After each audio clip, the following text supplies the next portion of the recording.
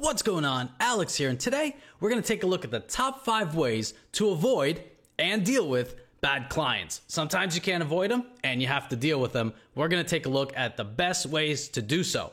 As a CPA who's been growing a successful tax, accounting, and financial planning practice over the last 5 years, I've picked up a few tips and tricks that I think will be helpful for the other business owners out there, especially the independent contractors and freelancers. You should get a lot of value out of this. And with that, let's begin. All right, so just like everything else on this channel, we do things in Excel because what better way is there? And these are the top 5 ways to avoid and deal with bad clients. So, number 1 is as follows. Qualify and vet your prospects, all right? This is something you should be doing up front to determine whether a prospective client or a prospect is a good fit for your business. They have particular needs. They have a price range that they have in mind. You have to get on the same page in terms of what you provide, where your strengths are, and whether there's alignment to what the client expects, especially on the cost side, because some people have a number in mind. They don't want to spend any more. They're on a budget. And if that budget falls outside of the fee structure that you have, then you'll know right from the get-go that it's not a good fit. All right. And you might be asking, well, Alex, how do you qualify and vet prospects? Well, we have a tax and financial planning and accounting practice. So before we take on any new clients, we ask them to provide their prior year tax returns. Let's take a look at what that looks like. And we send them an email just like this after our initial conversation, during which we get an idea of what they need, whether that falls within our wheelhouse, whether that's a service that we can provide. We get on the same page on that. Then we tell them this is the expected price range that your services are going to fall into. Okay, we might specify it might be from $500 to $1,000, from $1,000 to $2,000, but give them a real good idea of what the price might be. Then, as soon as we have agreement on that front, we always send out this email that you're looking at here to further qualify and vet prospects. And it says, it was a pleasure speaking with you today. We'd be glad to help you with income tax preparation. Please provide the following documents at your earliest convenience. And we request the last 2 years of filed income tax returns for any client. This allows us to get a good baseline understanding of their financial situation, especially from a tax perspective. But it also allows us to assess whether they're comfortable with our format, being that we're a remote tax practice. We're 100% virtual. We never meet any clients in person. So our best clients are the ones that are tech savvy and they're comfortable in uploading their documents to a secure portal instead of going to the post office and mailing us a bunch of receipts. And it says here you can submit the documents securely using our secure share file folder. And this is a great qualifier in terms of weeding out those clients that can't find their prior year returns, that have no idea where their documents are, that aren't comfortable with using technology. Some clients say, hey, Alex, I'm just going to take a walk down to your office. You're right there in Westwood. And we say, well, no, please upload your documents, because that is how we operate. And that's how it's been working smoothly all of this time. So we're doing a few things in terms of qualifying our prospects. One, understanding if our services are a good fit for their needs. We let them just talk about what they have going on, whether they received an IRS notice or they have unfiled tax returns. We let them lay out the situation, and then we'll say, okay, we can help you with this, or we may not be able to help you with that. Again, vetting, very important. On top of that, we talk about the price. We say, hey, based on what we discussed here, now this is not a definite number, but the range might be from X to Y. Are you comfortable with that? So right up front, before we get anything done, before we invested any time in the relationship, we get an understanding of whether our price range fits within their budget. And if so, we can continue talking. If not, sometimes the conversation ends there. They say, hey, we had this number in mind, that you charge more, so it may not be a fit from that perspective. Not every client's a fit, and that's okay. From there, we send them this email and we ask them to provide the last 2 years of returns. Some clients, they don't want to send their prior year tax returns because they don't want to share that information. They get all defensive and they say, well, why do you want to look at my last year's returns? I want you to do this year's taxes. In many cases, those clients are signaling to you that, hey, take a look at this red flag over here, because if they don't want to discuss their taxes with their tax person, question is, what are they trying to hide, right? So you have to keep that in mind. And this is how you get an understanding of what this prospect is all about, what potential client they may turn out to be, if they're going to give you headaches, if they're giving you attitude, if they're giving you pushback right at the first conversation. Imagine what's going to happen when you're in the middle of a project, all right? And different businesses will have different ways of qualifying prospects. This may not work for every type of business. If you have a retail shop, you may not be able to ask for any sort of information on the person that walks through the front door. But for other businesses, especially you consultants out there, graphic designers, photographers, people that are working on a freelance or independent contractor basis, this can be very applicable to you if you just think about who your target client is and what attributes they have, and then make sure that you figure out a workflow to test for those attributes and make sure that the clients you're taking on are ideal for your business. All right?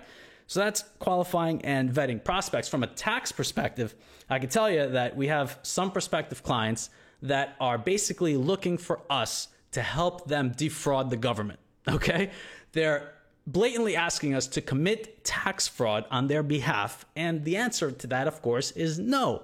And sometimes in reviewing the prior year returns, we can see that there are some shenanigans going on, to put it lightly, and in those cases, we cannot work together, very simply, all right?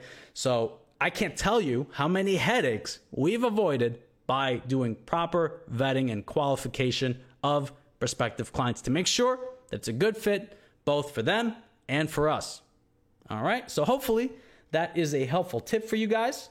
And we're going to go ahead and move on to the second top way to avoid and deal with bad clients. The first one was qualifying and vetting, very important. Now, number 2, get signed engagement letters and contracts prior to the commencement of work. Commencement means beginning, all right? So before you do any work, you need to stipulate the terms of the relationship in contract written form. Now, of course, I'm not an attorney. This is not legal advice, but I can tell you that I've read so many forums and I've talked to so many other business owners who've got themselves into a pickle, let's just say that, because they didn't have a specific written engagement letter that specified what will happen under scenario B, C, and D. And there are obviously going to be misunderstandings in those cases because clients will have one expectation, the professional will have another, and there's going to be some bickering that results. So getting signed engagement letters, I don't care if it's for a $100 project, $1,000 project, or a $100,000 project, it needs to be in writing. Now, you might be asking, well, what does an engagement letter really accomplish? Well, I can show you right here the Ephros Financial Tax Preparation Engagement Letter. This is the document that clients must sign before we do any work for them whatsoever. Now, you might be looking up here and seeing that this is 9 pages. Whoa, Alex, what are you, crazy? You have a 9-page engagement letter? Who's going to read that? That's insane. Well, engagement letter does a few things. First of all, it specifies the scope. What does that mean? If you look down here, it says we're preparing personal income tax returns. On top of that, it specifies that we're preparing the 2022 Form 1040. Again, specificity. We don't want the client to get the idea that we're going to file the last 10 years of tax returns for them, for the corporation, for the personal, everything else. We're saying here that this is an engagement letter for one tax return and one only. And then on top of that, we have the estimated fee range. Again, very important. We would have discussed this on the first call with the client. Now we reaffirm that estimate by including it right here in the engagement letter. We'll say it's going to be between $800 to $1,000, depending on the amount of time that we put into the return. All right. And outline some additional situations that may occur in the tax preparation process that we don't know of yet. So if they have a new home office that they place in service throughout the year, there's a fee for that. New trade or business that we didn't know about before that started during the year, there's an extra fee for that. So you can see that some of these things that may occur have been outlined already preemptively in the engagement letter so that if there is any issue, it would have been worked out already, and there shouldn't be really any disagreement that results. I mean, this is no guarantee, but you can always refer back to the engagement letter and say, hey, this was disclosed, and you agreed to it. Furthermore, if we take a look here, and again, I get comments all the time about the engagement letter, but I can tell you that it's saved us so many times that it's worth its weight in gold. All right? Now, if we take a look here, it says income tax preparation engagements do not include the preparation and the filing of federal, state, local, or other information returns. So clients sometimes, they think if we're doing their taxes, that may involve sales tax, gas tax, property tax, payroll tax, you name it. There are about 15 different types of tax that people pay on a daily basis, and we want to make sure that we're zeroing in on specifically income taxes if indeed that's the engagement that we're dealing with.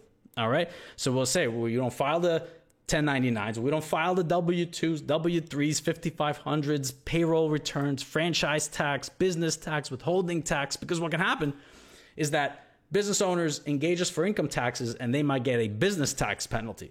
Well, we weren't engaged to do business taxes. So in that case, we can point to the engagement letter and say, well, based on what we all agreed to, the nature of the engagement was just for income taxes, for nothing else. And that prevents what's called scope creep. All right. We talked about the scope right at the beginning of the document, personal income tax returns, 2022 Form 1040. That prevents the client from saying, well, I thought you were going to handle X, Y, and Z. All right. And I'm sure you graphic designers out there hear it all the time where a client wants this much work, and then throughout the process, they want to add this and edit that and change this, make this more realistic, make this less realistic. You know how it goes, right? So with that, if you specify exactly what you're going to do and not going to do, I'm telling you, this engagement letter worth its weight in gold. And one bonus tip for you guys, I'm going to make myself nice and big here so you can hear this. If a prospective client ever asks you to change your engagement letter, run. Don't walk in the other direction. Run, okay? I can guarantee you that's not going to be a good client, all right? Because if they start nitpicking right at the beginning, I can only tell you what that's going to turn into later on in the relationship, okay? Believe me on that. Just take my word for it. All right, so that is the importance of the engagement letter. It sets expectations in terms of what the work is going to be, what the timeline looks like, what happens if the client stops providing information, stops communicating, who keeps the files, who owns what, and what happens in terms of payments. Now, I can tell you, this engagement letter has grown over the years. It didn't start out being a 9-page beast, but over time, there have been difficult situations, let's call it, that we've run into with clients. So there's basically the Thomas provision that we included in here because of the situation we had with Thomas. I'm making the names up. Then there's the Jane provision where we had an issue with our client Jane. So let's put a provision into the engagement letter to avoid that moving forward. And this has allowed us to sleep at night. And if clients have any issue, we refer back to the engagement letter, and that has squashed many potential conflicts that could have resulted if we didn't have this in place. Always get it signed up front. All right. And if these tips are helpful for you guys so far, feel free to smash that like button, subscribe to the channel, hit that notification bell to be notified of future videos. And with that, we're going to move on to the third top way to avoid and deal with bad clients. All right. Require upfront deposits. All right. So upfront deposits are extremely important. When I first started out, I was too scared to ask for upfront deposits, right? So new clients would come along, we'd prepare their tax return, and we get right to the end of the process and we'll call them and say, hey, you owe 25 grand at federal, 15 grand at the state level. And the client goes, I didn't think I was going to owe taxes. That's way too much. And they disappear off the face of the earth. You don't get paid. You didn't get a deposit. You're going to be out in the wind because there's really no recourse in that sense. I mean, yes, you could put it to collections. You can pursue them in court, all those different things, but that's costly and you're better off spending your time building your business, providing value than chasing some knucklehead for their invoice, okay? The way you protect yourself is you get a upfront deposit. Now, for new clients, we always receive 50% upfront, okay? So I don't care what project they have going on, what they want us to do. That 50% protects us as the company if they decide that for some reason they don't want to pay for the services. Because there are instances, just like people doctor shop, they look for enough doctors to give them a certain prescription that allows them to do whatever they want to do. People do the same thing with tax professionals, if you could believe it, because they'll want to pay the least amount in taxes, obviously. So they'll engage 5 different preparers and send them their tax documents and say, yes, please do my taxes for me. And then they get all of the tax returns from these different firms and they look at which one has the least amount of tax on it. And that's the one they'll choose. And the other ones are left high and dry.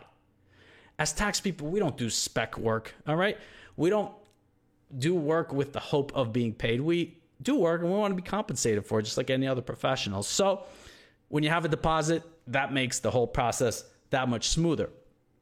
Now, I have a little story to share with you. One time, we had a new client. We had a 50% upfront deposit, and this was $700 in this case. And we went through the tax preparation process with this person, and we said, hey, you owe, I don't remember what the numbers were, $8,000 at federal, $3,000 at state. And she was a bit hesitant. She wasn't really crazy about those figures, so she said, I'll get back to you. And she called back and said, hey, I have a property that I rent out to my parents. They live in my property and they pay me every month. Okay, so they're paying you for the use of the property. That is rental income, all right? And we took the income, we took the deductions, we calculated everything accordingly. And then she says, well, no, I heard that the first $16,000 that you get every year is a gift. Therefore, none of the rental income should be taxable. I tried to explain every which way to this person that that's just not how it works. That's a cute interpretation, but it's flat out wrong. 16,000 is a number that exists in terms of gift tax, but in this case, it's just complete misinterpretation. So the next phone call we had was that she said, hey, I'm going to have my uncle prepare my tax return because he does it the way I want, and I want to go ahead and get my deposit back.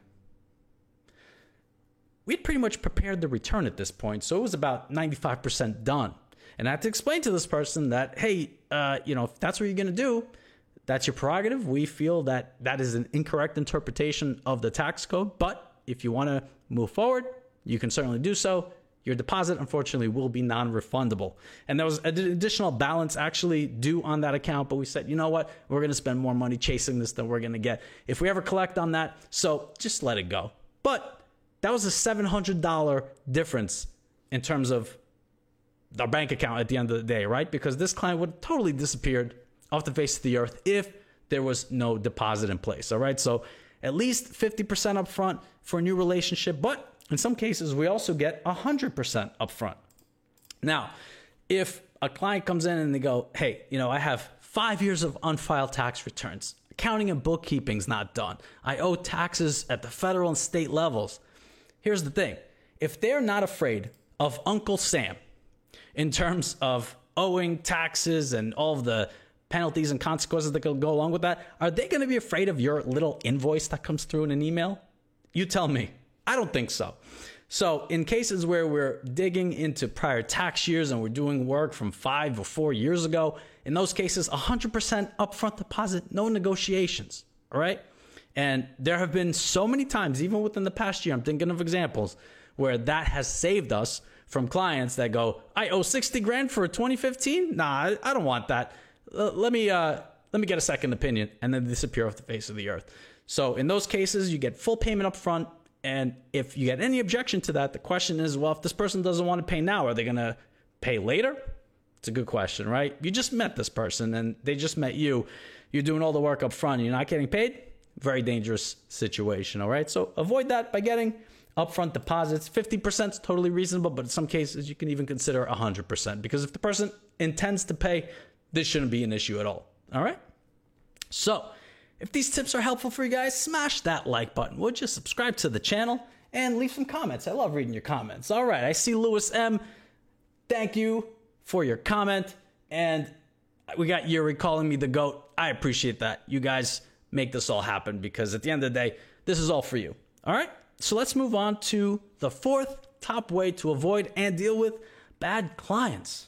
All right, boom, document everything and send follow-up emails. Now, what does that mean? When I started my career after completing my MBA program, I worked at a little firm you may have heard of called PricewaterhouseCoopers, or now they call it PwC, whatever, it's the same thing. And the motto there was, if it's not documented, it never happened, all right? Everything goes in writing. If you have a conversation with a client, follow up with an email indicating exactly what you discussed. You say, per our conversation, boom, boom, boom. And keep doing that. If you get into the habit of documenting everything, you're going to see that the amount of disagreements that you have with clients go away almost completely. All right. I just recently had a situation where we were working with an accounting person at a big company, and we were corresponding back and forth. And this person was saying, well, it would have been nice for you guys to let us know about the document you needed. I said, well, let's take a look at the email we sent you on whatever date it was. And it had all of those bullet points outlined cleanly and plainly. It was a beautiful thing. It's a great feeling when you have everything documented. And this person said, oh, well, yeah, sorry, I didn't see that. We'll get it to you. Apologize. And now we don't look like we're unprofessional. Instead, the client in this case recognizes that we sent out a request and we never received a response. So even if you're in the initial stages of planning, always summarize what you've discussed and send those follow-ups. All right. And there's something about keeping good records that will just elevate your entire business, because you're going to have fewer question marks and ambiguity about what happened. You'll have the dates, you'll have the records. Emails are a beautiful thing because you have the timestamps on everything. I'm telling you, document it all, send out emails. And I'll tell you a little story. There was a tax court case. I don't remember the specific case, but the whole thing was that this taxpayer who was arguing with the IRS, they had impeccable records. And I don't remember the exact years, but let's just say in 95, 96, 97, 98, and 99. Impeccable records. Everything was documented, receipts for everything.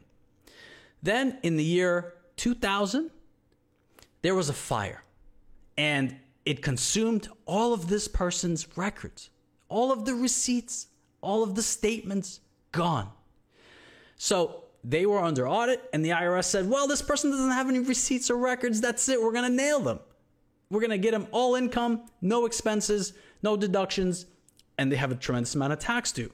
But the tax court said, wait a minute. This person had perfect records in all of those years. And in this one year, there was an incident where they lost the records. You know what we're going to do? We're going to assume they had the records. And in that tax court case, even though the IRS was looking to drop the hammer on that taxpayer, the tax court said, you know what? We're going to give him the deductions, even though the records don't exist, because of the impeccable records that this person had, and the fact that we're comfortable with the fact that they most likely had records for that year and they indeed lost them in a fire. Think about that. So the fact that they had impeccable records in all of the situations made their audit for that 1 year go smoothly. All right. And that's always what I think about when I'm too lazy to send that email, when I'm too tired, it's a 16-hour day, and I go, who cares? That's the email you need to send. Okay. So it won't bite you in the future. All right. So that's document everything and send follow-up emails. Extremely important. All right. So number 5, top way to avoid and deal with bad clients is setting deadlines. What does that mean? Tax preparation is like a dance. All right. And it takes two to tango, which means that if we are in the middle of a tax preparation engagement, we may have to ask the clients for a substantial amount of documentation. These could be statements, these could be K-1s, 1099s, what have you. And sometimes clients fall off the wagon a bit, right? They get busy with whatever they have going on, and they don't have time to focus on the engagement at hand. We just had a tax preparation engagement that started at the beginning of 1 year and ended at the beginning of the next year. Completely unacceptable. So the way you get around that, once you've already started working with a client and they're just dragging their feet, they're making excuses, they're making a 2-month-long project into an 8-month-long project, here's what you do. You tell them that we need all of the information requested by so-and-so date. If you want to put it nicely, you could say, we're going to ask that all the information we requested is provided by so-and-so date so that we can finalize this project for you. And if it's not provided by that date, then we unfortunately will be unable to move forward with the project. Okay, put a deadline on that client and get the information that you need, because otherwise these projects are going to stretch forever. Okay, and in the engagement letter, remember how important that was? It stipulates what happens if clients fall off the rails or refuse to provide information and you reached out multiple times. Again, each time you reach out, you send an email saying, we tried calling, we still need this. We tried calling, we still need this. And after a while, you're going to have to terminate the engagement if they don't provide the information. And we literally give them a time and date. If the documents are not received by 5 p.m. Pacific Standard Time on Friday and the date, then unfortunately we'll be unable to move forward with the engagement. And we may have to either keep their deposit or bill them an additional amount on top of their deposit.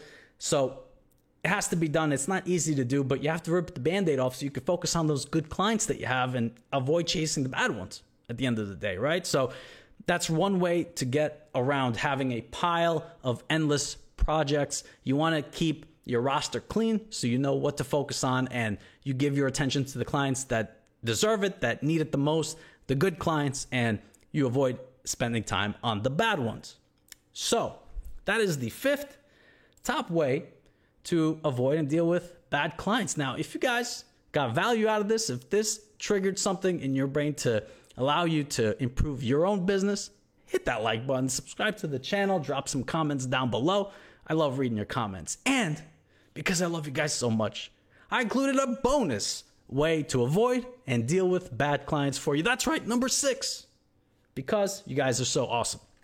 And that is fire your worst clients. People are amazed when I say this, okay? But we've adopted a policy that throughout each year as we're working with clients, if particular clients become difficult, they're unresponsive, or they start talking in a way to whoever works here that's really unacceptable, if they're rude, if they're impolite, if they create more stress than is already necessary in tax preparation, then quite simply they're put on a list, all right? And every year, right about summertime, we go through that list and we express to those clients that unfortunately we're going to be unable to continue working together. And sometimes it can get a little awkward because clients may not see this coming, but you have to do it, all right? There are very successful companies out there that take the lowest 10% of their employees and send them off, okay? Because you're only strong as your weakest link. And if you have a lot of clients that are stressing you out, they're going to make you miserable. They're going to make you hate what you're doing, quite frankly. And I'm sure you business owners out there, you freelancers, you independent contractors, when I say bad clients, your mind lights up with about at least 5 names that you'd love to get rid of because they're driving you nuts. Fire those clients. And you might say, well, one of these clients is 60% of my revenue. One of these clients is 80% of that revenue. That's another aspect of your business you need to address is you need to diversify, right? Just like people diversify from an investment perspective, you have to diversify on the client basis as well. You don't want to have these huge clients where if they flip a switch, your business dies. If you're in a position where your largest client represents a single-digit amount of your revenue in terms of percentage, you'll be in a much better place to tell them, you know what? You may be a better fit for a different firm. Have a nice day. It's not pleasant. It's difficult. It's ripping the Band-Aid off. But at the end, you're creating an open spot for that amazing, brilliant client. Think of your best client. There's another one like that waiting to fill the spot of your nightmare clients right as we're sitting here talking today. Let that happen because some people are too afraid to let go, especially the tax people out there, of those nightmarish clients that they've accumulated over the years, that they stagnate and their business stops growing. And they spend 30 years building a business that's this big where they could have built a business that's a lot bigger if they just focused on the 20% of their clients that generate the 80% of their revenue instead of focusing on the headache clients. All right? So with that, hopefully this was helpful in terms of giving you some insight in how to deal with bad clients because they're out there. And at the end of the day, your business will run a lot more smoothly if you know how to address this issue and navigate sometimes choppy waters. All right?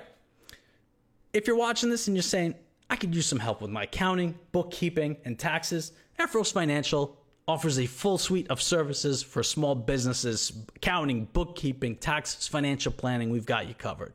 So if you have questions, the contact information is down in the description. You can check out our website, book a consultation, and we'll take it from there. I'm sure you're one of the good clients. I refuse to believe otherwise if you're watching this channel, all right? If you got value out of this, if you enjoyed this video, feel free to share it, like the video, subscribe to the channel, hit that notification bell, all that YouTube-y good stuff, and leave some comments down below. If you leave a good comment, I might just answer it in a video just like this one. And with that said, hopefully this was helpful. Thanks for watching.